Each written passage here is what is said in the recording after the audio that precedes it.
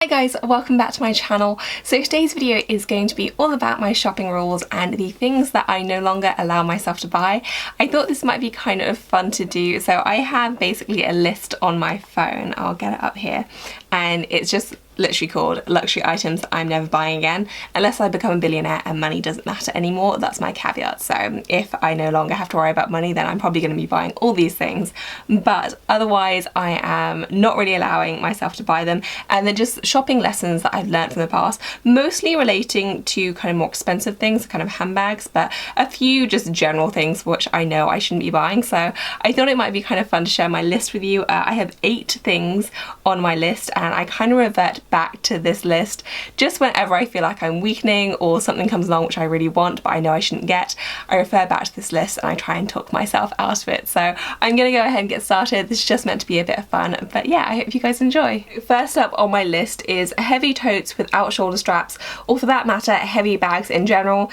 Zero point in me going there, and that's actually what I've written. Basically, I have learned from past mistakes that if I have a tote bag which is quite heavy and I can't put it on my shoulder, I'm not going to use it. My most used bags are the ones which are the most comfortable for me to wear, and generally speaking for me that is the tote style bag or just a general shoulder bag, something that I can put my laptop in, that I have enough room for maybe bringing my lunch in, you know, all the things I use to go to work on a daily basis. And if I can only hand carry it without a shoulder strap, that just becomes very, very cumbersome for me. You know, I do travel by public transport into work, and when you're standing there's hardly any chance of me getting a seat in the morning, so when you're standing and balancing things it's just not fun, and chances are I will just not use that bag because it won't be comfortable for me to wear. So for me, if it doesn't have a shoulder strap, I know it's not getting used, so I really try to stay away from heavy tote bags without a strap. Number 2 on my list is expensive tights.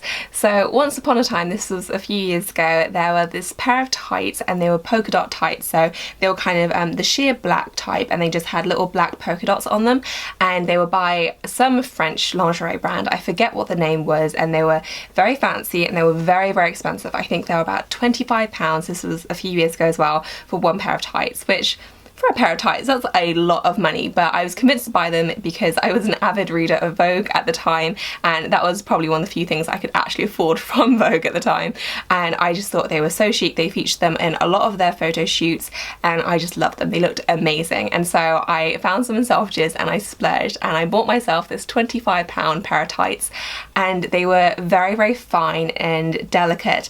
And the first time I put them on, I don't feel like I'm particularly heavy-handed with things, but my fingers went straight through them, so I ripped a hole in them as I was putting them on for the first time, and I was just so horrified because that was £25 gone like in a second. It was just completely money down the drain. I thought maybe I could return them, but then I was like, realistically it was totally my fault. I can't really say they're faulty when I was just clearly putting them on wrong. And so from then on I was like, never again am I spending that much money on a pair of tights. And coincidentally the next week I also found some in Primark which looked very, very similar for like £1.50 or something. So lesson learned, expensive tights or hosiery, I just don't go there. Number 3 is ridiculously expensive event dresses, and this is more applicable for a few years ago than it is today, but I used to go to a lot of fancy events. I used to go to a lot of places that required black tie or cocktail attire, and I would spend a small fortune on fancy dresses. I used to have a whole wardrobe full of them, and every time there was a new event I would want a new dress. I would spend £300 or £400 on these very beautiful but not that practical or useful dresses. I'd wear them once, and then the next time another event came around I wanted a new one because I was convinced that people would judge me or notice if I wore the same one again, which is silly because I'm pretty sure no one cared, but that's what I would tell myself. And so I just accumulated this wardrobe full of very expensive dresses that I'd only worn once, and it was just crazy and expensive and impractical, and so I cut myself off from doing that. Now I don't go to so many events, but if I do have an event coming up I try and utilise something which I already have in my closet, or if I do want to buy something new then get a cheap alternative, get something on discount, secondhand, something like that where I'm not spending that much money on fancy dresses that I will only wear once.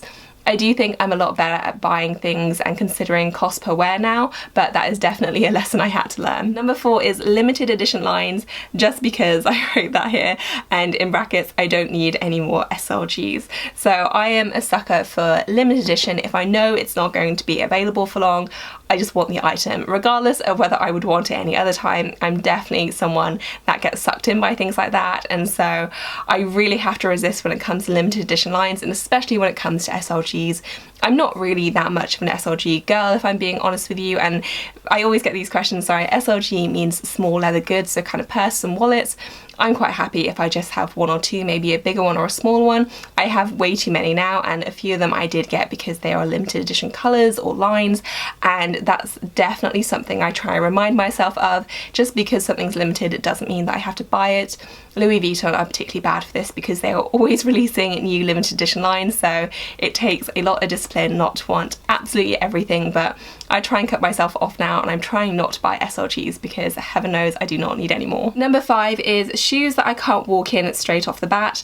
This should be an obvious one, and yet I still find myself buying extremely uncomfortable shoes that I can't really walk in, and so comfort is increasingly a factor for me, and I like quite high heels as well, so I do have a measure of comfort. You know, they don't have to be like slippers because realistically high heels are never going to be like that, but I should at least be able to walk in them without falling over. So that is a big criteria for me, something I really try and focus in on and make sure when I'm trying on the shoe that I actually can walk on it, and Dan isn't going to be really annoyed with me trailing like 10 meters behind him because I'm hobbling along. So definitely one I try and keep in mind when buying new high heel shoes. Number 6 on my list is light coloured lambskin, and I actually have my bag here because this is a Chanel pale pink lambskin flap, and this is actually one of my favourite bags. I've gotten a ton of use out of it. However, I wouldn't buy this combination again, I don't think, because this does not look very good for, well, I mean, I have used it a lot, but it is really showing wear, so I don't know if you can see that, but I don't think you actually will because of the lighting, but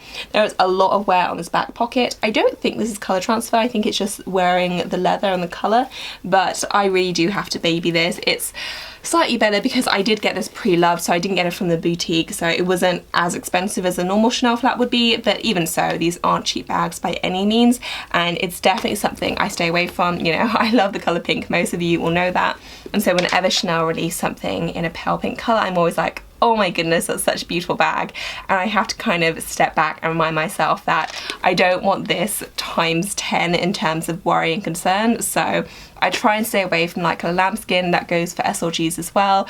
I like lambskin, but for me, light colours and lambskin really aren't a good combination, so I do try and stay away from it. Number 7 is bright red accessories, and if you watch my video on my 10 least used luxury items, then you will probably recognise this one from that video, but I have learned that even though I love the colour red, I'm really not good at wearing it in terms of accessories, and that goes for shoes as well, I found out, but bags in particular, I am always drawn to red bags because I just think they're beautiful, but I don't really wear them, and that's just not how I dress, and so I really have to tell myself constantly not to, because I was looking at a red Chloe Drew, the red YSL bag, the little what's it called? I think it's the blogger bag.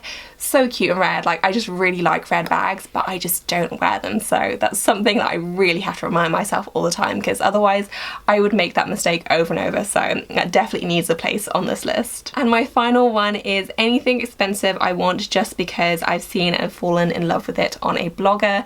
I have come to realize that just because it looks amazing on a blogger, it will not look good on me. And more to the point, it's probably not going to be practical for me.